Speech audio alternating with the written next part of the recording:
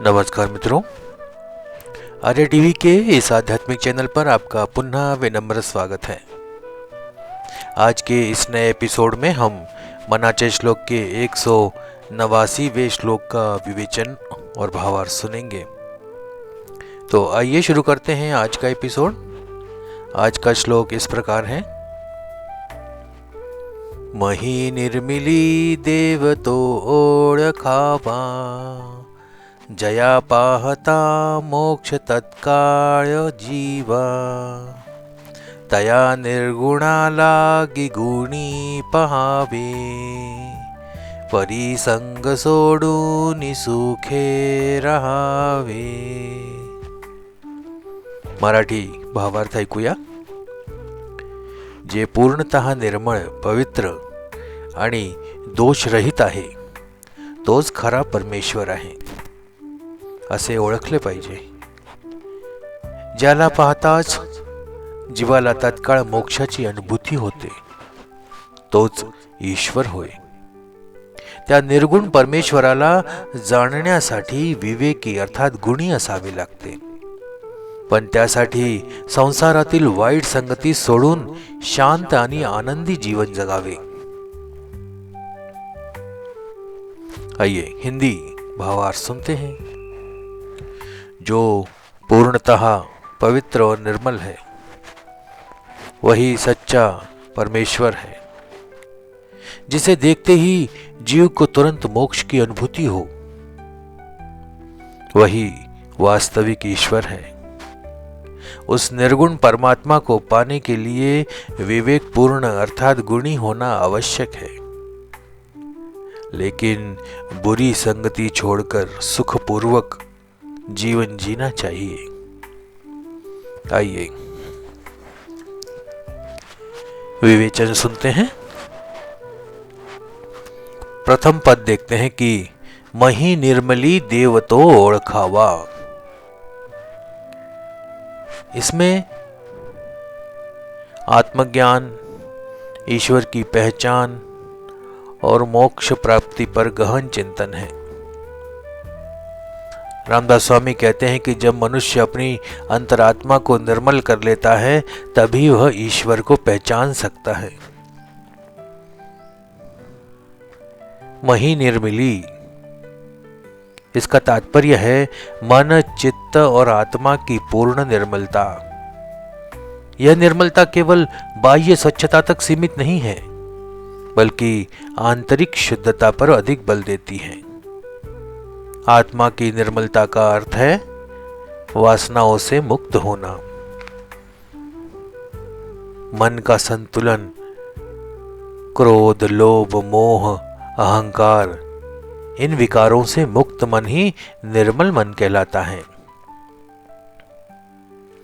सत्य, अहिंसा, करुणा का पालन। जब व्यक्ति हिंसा से दूर रहता है और करुणामयी दृष्टि रखता है तभी आत्मा की निर्मलता संभव होती है। ध्यान और साधना। मन को शांत करने और आत्मा को निर्मल करने के लिए ध्यान आवश्यक है। ध्यान से मानसिक अशुद्धियां समाप्त होती हैं। जब आत्मा निर्मल हो जाती है तब व्यक्ति ईश्वर को पहचान सकता है। रामदास स्वामी यहां स्पष्ट करते हैं कि ईश्वर की पहचान बाह्य साधनों से नहीं होती बल्कि आंतरिक अनुभूति से होती है। प्रेम और भक्ति द्वारा ईश्वर का अनुभव किया जा सकता है, केवल तर्क से नहीं, बल्कि भक्ति और प्रेम ही जिसके द्वारा पहचान की जा सकती है ईश्वर की। ईश्वर के अस्तित्व को केवल शास्त्रों या गुरु के शब्दों से नहीं बल्कि अपने स्वयं के अनुभव से जानना आवश्यक है। जब मन मलिन हो जाता है तो सत्य का अनुभव नहीं होता। निर्मल आत्मा से ही ईश्वर की झलक मिलती है। गुरु की कृपा और उनकी शिक्षाओं का अनुसरण करने से व्यक्ति ईश्वर की पहचान कर सकता है। और जब व्यक्ति ईश्वर को पहचान लेता है तो उसका जीवन बदल जाता है। ईश्वर की पहचान से व्यक्ति में शांति और संतोष आता है, मोह का नाश होता है, सत्कर्मों की ओर प्रवृत्ति होती है और निरंतर आनंद की अनुभूति होती है। ईश्वर की पहचान और मोक्ष प्राप्ति पर गहन चिंतन इस पद में। तया निर्गुणा लागी गुणी पहावे।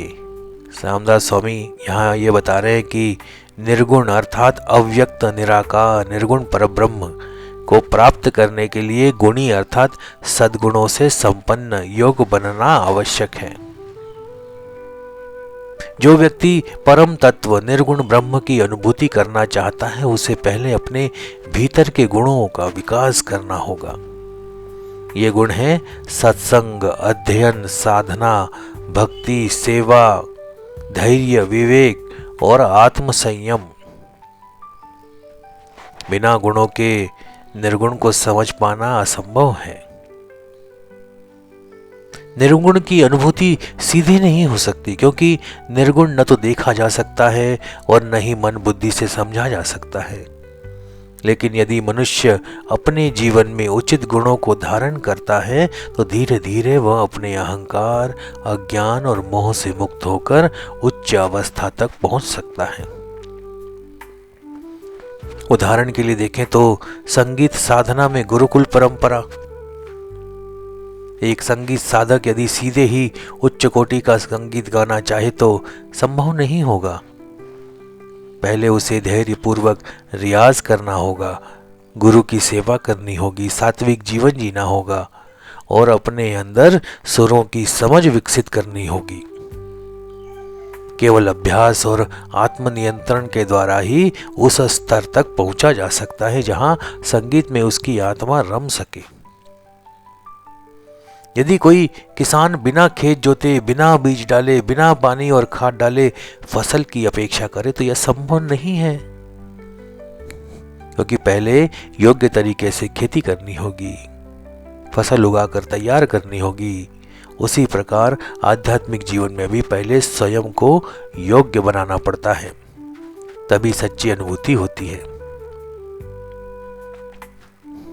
एक दृष्टांत सुनाता हूं आपको, एक कहानी है, समझ लीजिए।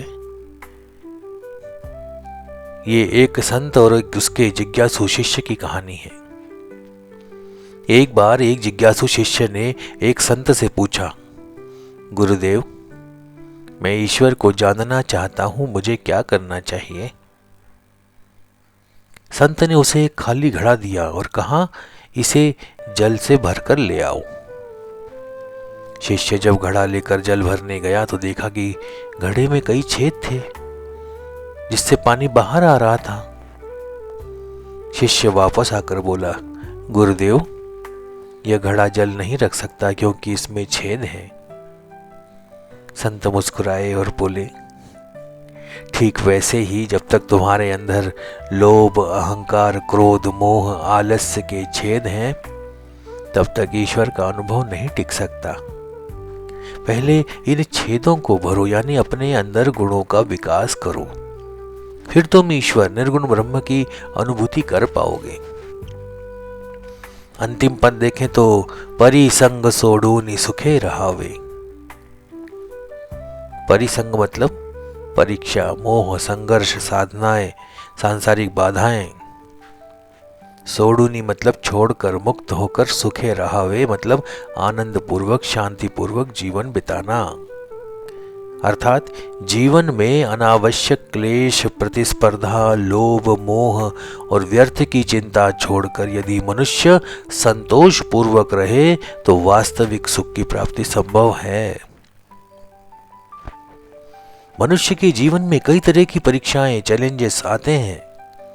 धन की लालसा, प्रतिष्ठा की भूख, ईर्ष्या, द्वेष, अत्यधिक महत्वाकांक्षाएं। यदि हम इन सब में उलझे रहते हैं तो जीवन अशांत और कष्टमय बन जाता है।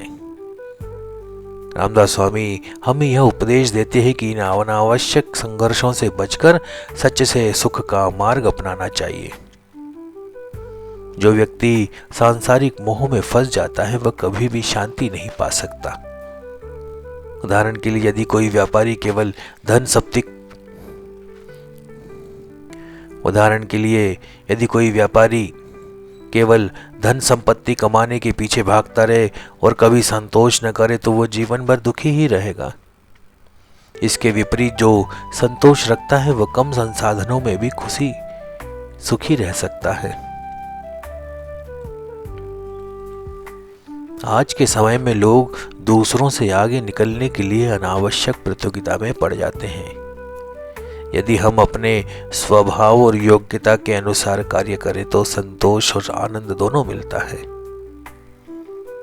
उदाहरण के लिए, एक किसान यदि अपनी जमीन और मेहनत के अनुसार खेती करे और संतोष रखे तो वह सुखी रहेगा।